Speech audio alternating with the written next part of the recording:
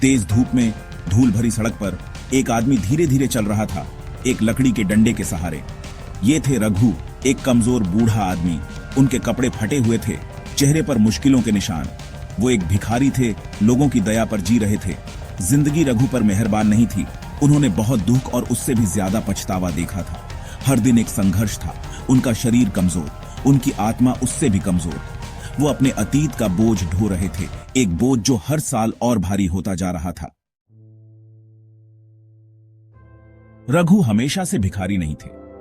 वो कभी गांव के सम्मानित सदस्य थे, लेकिन वो बहुत पहले की बात थी। अब लोग उनकी तरफ देखने से भी कतराते थे।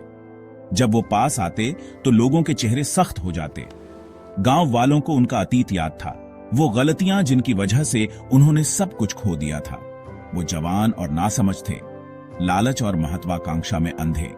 उन्होंने अपने परिवार, अपने समाज को दौलत और कामयाबी के लालच में छोड़ दिया था, लेकिन किस्मत को कुछ और ही मंजूर था।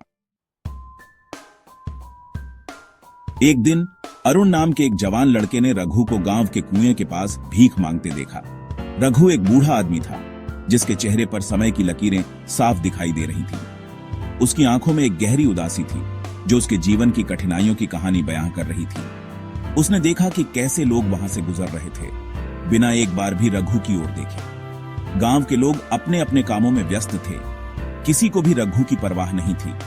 कुछ बूढ़े आदमी को नजरअंदाज कर रहे थे, जैसे वह वहां था ही नहीं। वे उसकी उपस्थिति को पूरी तरह से अनदेखा कर रहे थे, मानो वह अदृश्य हो। कुछ उसे भगा रहे थे।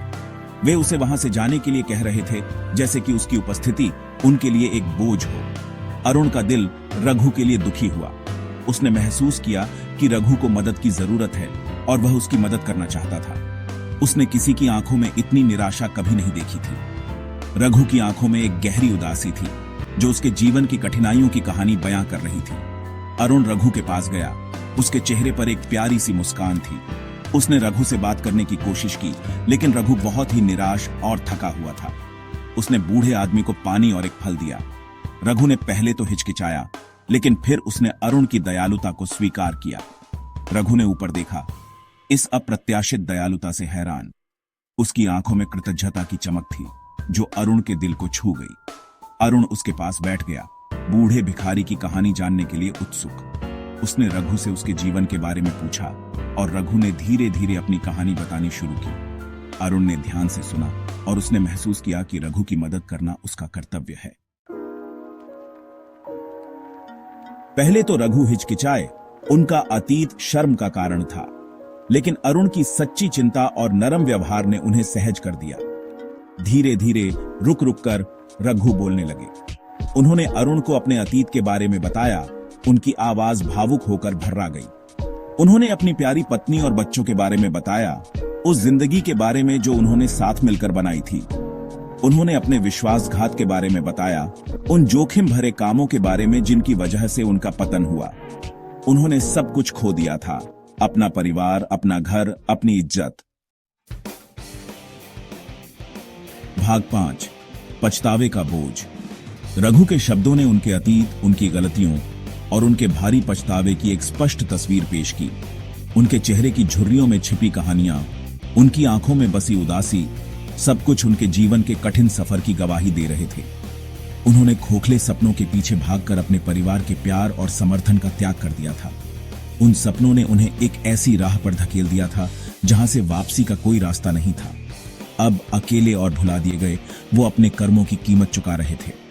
उनके पास अब सिर्फ यादें और पछतावा ही बचा था। अरुण ध्यान से सुनता रहा, उसका दिल सहानुभूति से भारी था। उसने रघु की हर बात को गहराई से महसूस किया, जैसे वो खुद उस दर्द को जी रहा हो। वो रघु की आंखों में दर्द देख सकता था, वो गहरा पछतावा जो उनकी आत्मा को कुतर रहा था।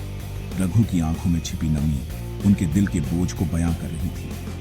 अरुण को एहसास हुआ कि रघु की गरीबी उनके पछतावे के बोझ के सामने कुछ भी नहीं थी। उसने समझा कि असली गरीबी वो होती है जब इंसान अपने ही कर्मों के बोझ तले दब जाता है। अरुण ने रघु के कंधे पर हाथ रखा, जैसे वो कहना चाहता हो कि वो अकेले नहीं है। उस पल में दोनों ने एक दूसरे की आंखों में वो सच्चाई देखी जो शब्दों से परे थी, और इस तरह पछतावे के बोझ तले दबे रघु को अरुण के रूप में एक साथी मिल गया, जिसने उनके दर्द को समझा और उन्हें सहारा दिया।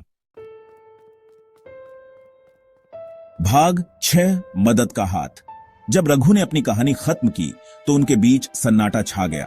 अरुण ने महसूस किया कि रघु के शब्दों में एक गहरी पीड़ा और पछतावा छिपा हुआ था। वह जानता था कि रघु ने अपने जीवन में कई गलतियां की थीं, लेकिन अब वह उन गलतियों को सुधारने का प्रयास कर रहा था। अरुण बूढ़े आदमी की आंखों में अनकही विनती, एक और मौका पाने की लालसा देख सकता था। वह जानता था कि रघु को एक और मौका देने से न केवल रघु का जीवन बदल सकता है, बल्कि पूरे गांव में एक सकारात्मक बदलाव ला सकता है। उसके अंदर करुणा का एक उफान उमड़ पड़ा। अरुण ने महसूस किया कि यह उसका कर्तव्य है कि वह रघु की मदद करे। उसने सोचा कि अगर वह रघु की मदद कर सके तो शायद वह अपने जीवन में कुछ अच्छा कर सकेगा। उसने रघु की मदद करने का फैसला किया। अरुण ने रघु से कहा कि वह उसके साथ है और उसे अकेला नहीं छोड़ेगा। उसने रघु को भरोसा दिलाया कि वह उसके साथ मिलकर उसकी समस्याओं का समाधान ढूंढेगा। अरुण जानता था कि वो रघु का अतीत नहीं मिटा सकता, लेकिन वह यह भी जानता था कि वह रघु को एक नया भविष्य दे सकता है। उसने सोचा कि अगर वह रघु को सही दिशा में मार्गदर्शन कर सके तो शायद रघु अपने जीवन में कुछ अच्छा कर सकेगा। लेकिन वो उन्हें खुद को सुधारने, अपने आखिरी सालों में कुछ शांति पाने का मौका दे सकता था। अरुण ने महसूस किया कि रघु को एक और मौका देने से न केवल रघु का जीवन बदल सकता है, बल्कि पूरे गांव में एक सकारात्मक बदलाव ला सकता है। उसने रघु के साथ अपना विचार साझा किया, एक योजना जिससे उन्हें अपनी इज्जत वापस पाने और गांव से फिर से जुड़ने में मदद मिल सके। अरुण ने रघु को समझाया कि अगर वह अपने जीवन में बदलाव लाना चाहता है तो उसे अपने अतीत को पीछे छोड़कर आगे बढ़ना होगा। उसने रघु को भरोसा दिलाया कि वह उसके साथ है और उसे हर कदम पर समर्थन देगा। भाग 7 बदलाव। अरुण के समर्थन से रघु ने गांव के छोटे मोटे कामों में मदद करना शुरू कर दिया। उन्होंने मंदिर का आंगन साफ करने, बुजुर्गों के लिए पानी लाने और यहां तक कि गांव के बच्चों को पढ़ाई में मदद करने में भी मदद की। धीरे धीरे लोगों ने रघु में बदलाव देखा। उनकी पीठ, जो कभी निराशा से झुकी हुई थी, नए उद्देश्य से सीधी हो गई। उनकी आंखें, जो कभी पछतावे से धुंधली थीं, अब आशा की किरण से चमक रही थीं। गांव वाले उनकी ईमानदारी देखकर अपने दिल पिघलाने लगे। भाग 8 एक और मौका।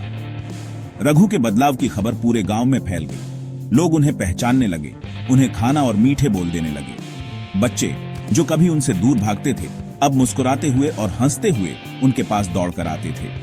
रघु ने अपने अंदर एक गर्माहट महसूस की, एक एहसास जो वो लगभग भूल चुके थे, स्वीकृति। उन्हें एहसास हुआ कि सच्ची खुशी धन दौलत में नहीं, बल्कि अपने समाज के प्यार और सम्मान में है। भाग 9 रिश्ते जो बांधते हैं। रघु की कहानी रिश्तों और जिम्मेदारियों के महत्व की एक शक्तिशाली याद दिलाती है। यह हमें सिखाती है कि जीवन के असली खजाने भौतिक संपत्ति नहीं, बल्कि वो बंधन हैं जो हम अपने प्रियजनों और अपने समाज के साथ बनाते हैं। यह हमें याद दिलाती है कि माफी मांगने, गलतियों को सुधारने और जीवन के असली अर्थ को फिर से खोजने में कभी देर नहीं होती। और सबसे बढ़कर यह हमें करुणा की परिवर्तनकारी शक्ति सिखाती है, एक ऐसी शक्ति जो सबसे गहरे जख्मों को भी भर सकती है।